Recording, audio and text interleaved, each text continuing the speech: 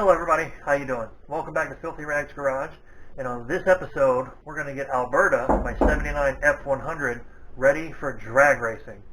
Yeah, you heard that right, we're going to take this old turd drag racing. See how slow it really is.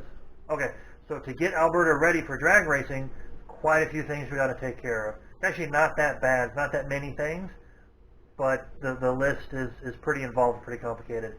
I kind of stole a page from the roadkill guys and made a list and wrote it on a piece of cardboard. And so on this list we have a few things. Let's just go over that now. But probably the most important part is I need to tune the carburetor. Messing around with the rear wheels and found out the bearing on one side is bad, so that's got to be pulled and a new one put in. I need to bleed the front brakes. The other rear wheel cylinder for the brakes on the passenger side has gone bad. The fuel filter I want to replace, there's nothing wrong with it, but you can't see it over there. But after I bought it and put it in, I realized that the center section where the filter is, or the filter housing, is glass, and I don't want to have glass containing fuel bouncing around and rattling all over this engine. I just don't want to deal with that. The fuel filler neck, they are different from the 92 bed, which I have on there, and the 79 frame. I need to hook up the brake lights.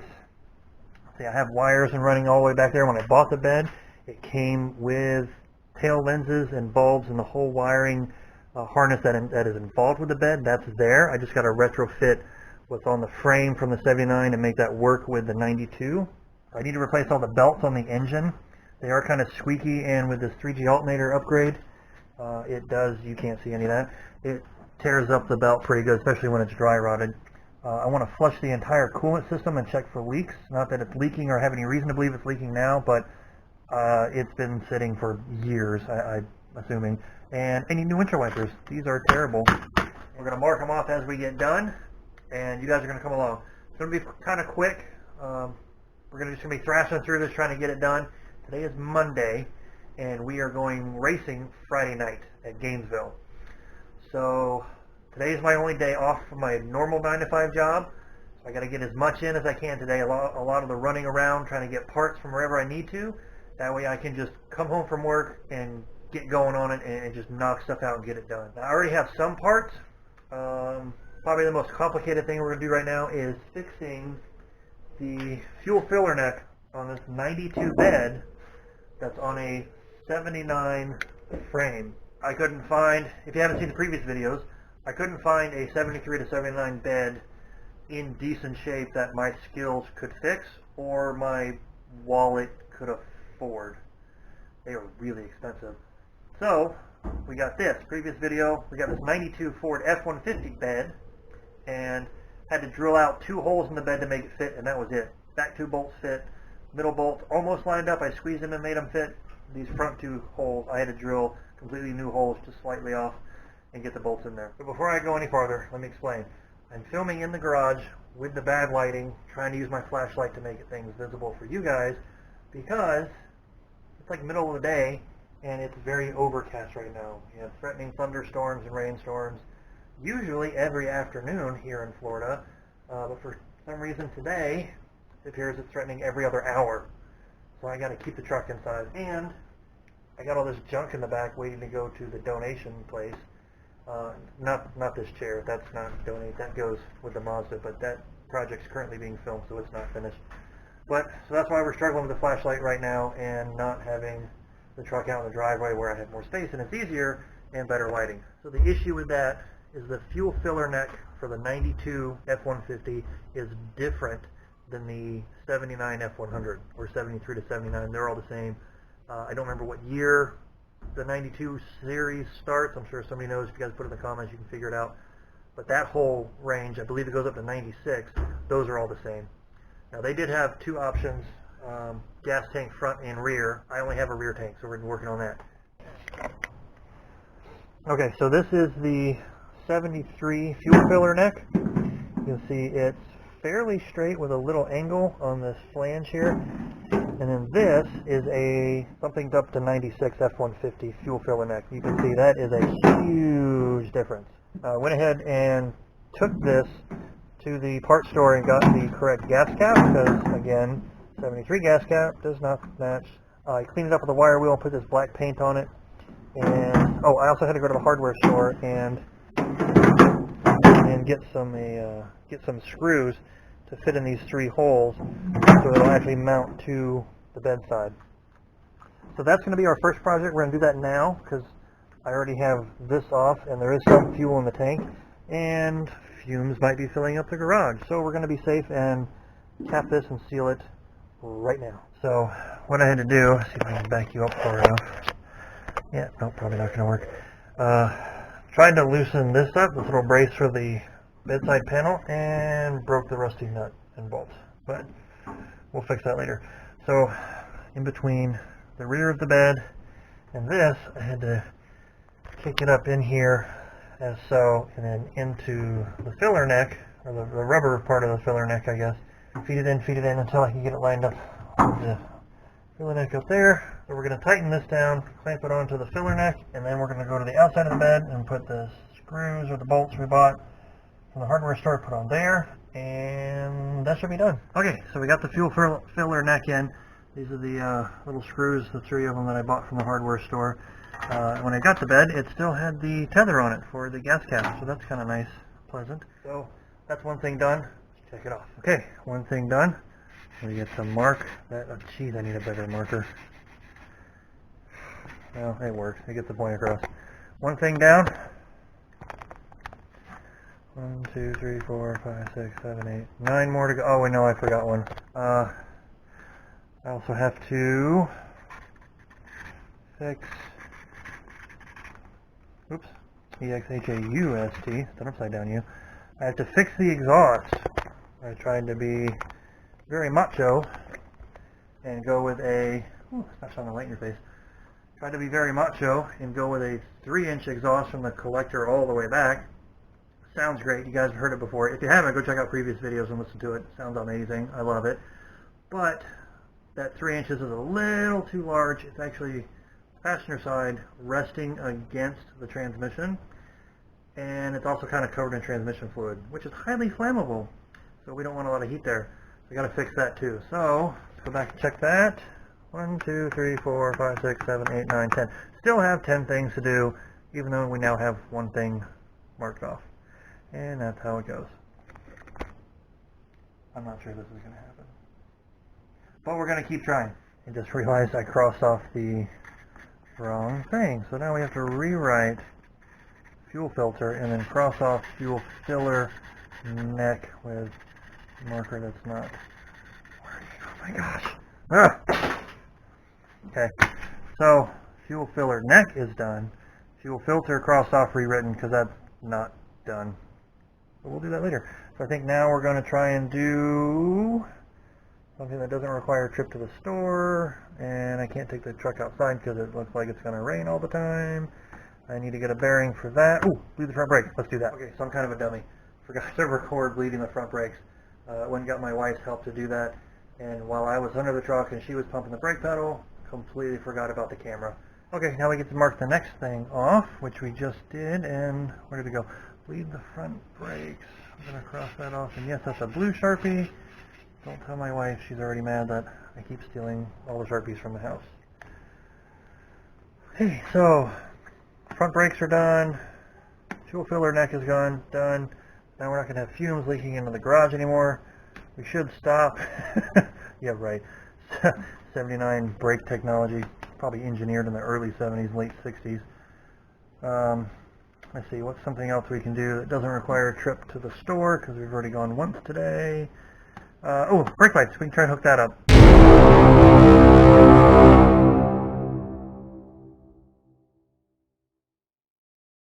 So, you may have noticed a slight wardrobe change and not such a dirty face.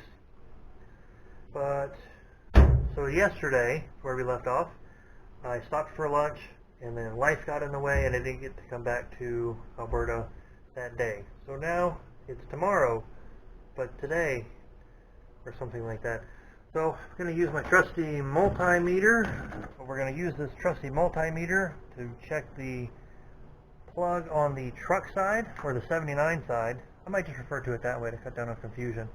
We're going to use the multimeter on the 79 side, figure out which plug, or which parts of the plug, or which pins in the plug, I should say, are to the right turn signal, left turn signal, brake lights, reverse lights, all that stuff, and then try and test that out, or test out a diagram I found online for the 92 wiring harness and see if we can get this to work.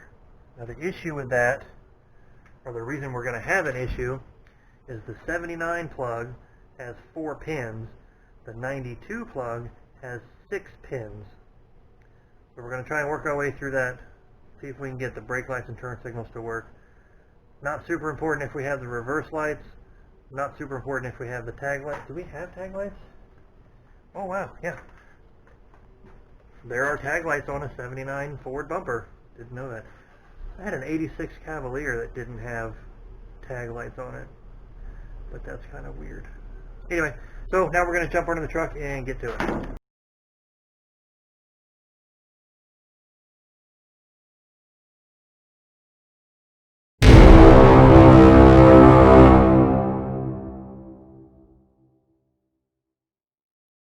Okay, so this is the issue we're having, trying to figure out which of these pins do what. I wanted to use my voltmeter just to double check, and with this unplugged, it does not send any electricity or power through the pins. It doesn't complete the circuit. I mean, I guess it's trying, but again, it doesn't complete the circuit. There's no ground. I definitely can't do that with the 92 plug here, just because there is no power coming in. So I had to give up and do research. So I think I figured out what these pins go to on the 92 side, and I'm fairly certain I figured out what these pins are for. And we're just going to jump to them working, and then me explaining. If it's anything different than what I just talked about, I'll tell you how I got these two interfaced, or connected, or adapted, whatever you want to call it. So I got it fixed. We're going to try and film this part real quick because it's starting to rain and I don't want to get struck by lightning. But I got my helper in the driver's seat with the key on. Alright buddy, hit the brakes. Should be the top one. Bing! Bing! Alright, now do the right blinker. It'll be that one blinking. Or no, same light blinking, I'm sorry, it's just that one blinking. Alright, do the left blinker. Do that same one. Alright, turn it off. Oh, we're going to do one more. I forgot to check this part. This is going to be kind of live action. I need you to put it in reverse. So you got to step on the brake and hold the brake pedal down, and grab that lever on the right and pull it down to R. Whew, I heard that. Is it in R? I push it back up to R. Hey! And hot dang, there we go. Passenger reverse light works. Driver side reverse light works. Alright, I'm getting out of the rain. Alright, my helper slash son in the driver's seat wanted me to film the victory toot, so I turned the camera back on real quick. Alright buddy, let's do our victory toot. Alright, good job. Alright, so the brake lights work, and that means we now get to cross this off. If I can find it. Hook up brake lights, there we go. And I did find my garage Sharpie, which writes a lot better. So now my wife won't be upset that I'm using the house Sharpie. So the easy things are going to be first. I'm going to paint the rear wheel cylinder. Man, that's like a tongue twister. And then replace that. Fuel filter is easy. That's just some screws, and make sure you don't spill fuel and catch it on fire. Placing belts are easy. Coolant, I probably can't do that until I get the carburetor better tuned. I think next we're going to do the wheel cylinder, fuel filter, and belts.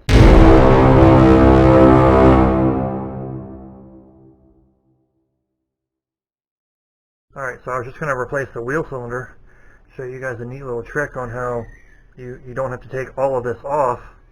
You just separate these brake shoes a little with the spreader down here, and then you can just unbolt it from the back and wiggle it in and out. You got to kind of finagle it between the wheel flange and this bracketry up here, but it just makes it so much easier. You don't have to remove everything, then remember where all these springs went and brackets went and all that stuff. It's a lot easier to take off. That stupid thing got wet from the brake fluid because that was leaking and was sticking to the brake shoes. It took me an hour to get that stupid thing off. Oh my goodness. Stupid old technology. Now I got to clean all this up. That's what this is for. Just douse all of this with brake cleaner, and then I can try and take that out. Well, that ate up my entire day. Dang wheel cylinder. It's a lot more hassle than I thought it would be. Got my trusty old electric impact. Inherited that from my grandfather. That thing still works. So yeah, it took me an hour to get the dang drum off because it was stuck to the brake shoes. And then I finally got the wheel cylinder off without breaking any bolts or messing up the hard brake lines. And get the new one put in, bolted on, go to connect the brake line, and it's the wrong daggum side. The one they gave me was for that side, not this side. So I run back to the parts store. While I was there, I got another can of brake cleaner. It's over there. So it took 3 cans of brake cleaner. Finally got that thing back together. Got the brake shoes adjusted as best as I think I can. Haven't even bled it yet. And look at this. It's 11 o'clock at night. So, Alberta's not making it to racing tomorrow. But we can still go and have fun. Haven't adjusted the carburetor. Haven't replaced the wheel bearing or the axle bearing on that side. It wasn't meant to be. But we're still going to go and watch Thurston and help him try and get a personal best. And I'm going to enjoy a night of racing with my wife. Alright, here we are, Friday night, drag racing. Hope you guys can hear me over the announcer, he's talking. Been having issues tonight already with sand falling off of trucks and people's cars. I guess they live on dirt roads or something. And didn't take care of that before they came. And just about every run we're having to stop and clean off the track so we can keep going. But we're here to have fun. You may have noticed Sadie's here. We didn't get Alberta quite ready. She was close, and I didn't feel safe bringing it without doing some driving around, make sure everything's working. But we do have Maximus. Maximus is here. Thurston's trying to get it set up now. We had about an 80-mile drive to get here, so we got some ice there on the intake. We got the tires changed over to his race tires. Got the pressure set. Thurston, say hi. Hi. He's a dramatic kind of guy. But we're going to finish the tires, get those set, get everything off the car and in the trunk we don't want in the car while we're racing. And we're going to do some runs right now, see how fast we can go.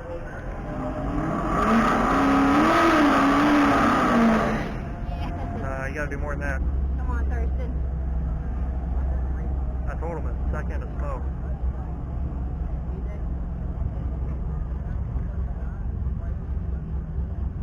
Alright, Thurston's first pass of the night. I don't think he got enough heat in the tires, but we're going to see. I have no idea what this SUV is running. What is this, an Explorer? Yeah. So Explorer in the close lane, Thurston in the far lane. See, with all the mods he's done, I think he said we're aiming for low 11.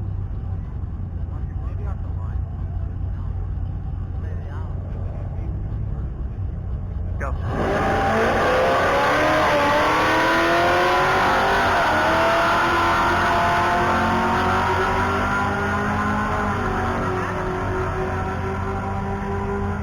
11.67 at 125. Alright, so we're just leaving the pits after Thurston's first pass.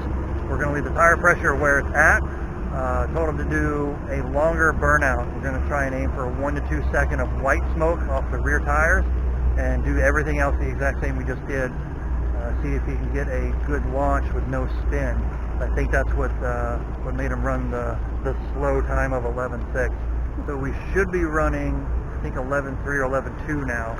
And we're about a half a second off of that, and I think it's all right in that 60 foot. So like I said, we're going to put more heat in the tires, get a better launch, and then see if that does it. If not, we might lower the tire pressure after that. Alright, so here we go.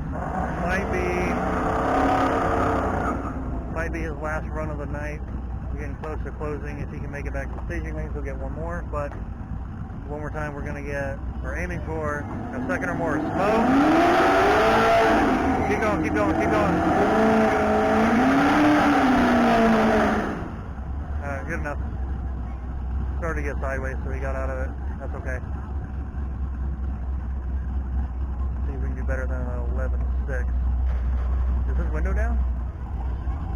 Alright, 2 lights. Here we go.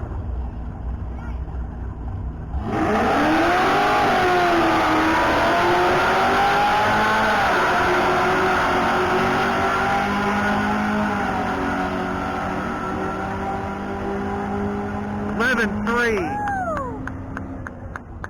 Still spun off the line. Hot dang.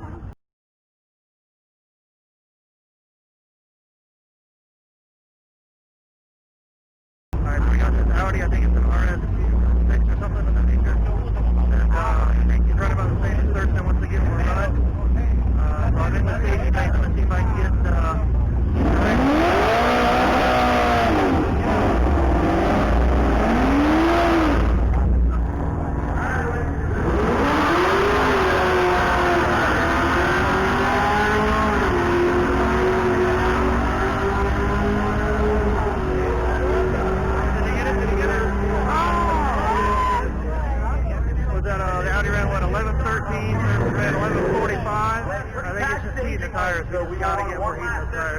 I think Thurston said they're pretty involved. They're not down to the wire, but I think pretty much all the tread or tire, usable tire is gone.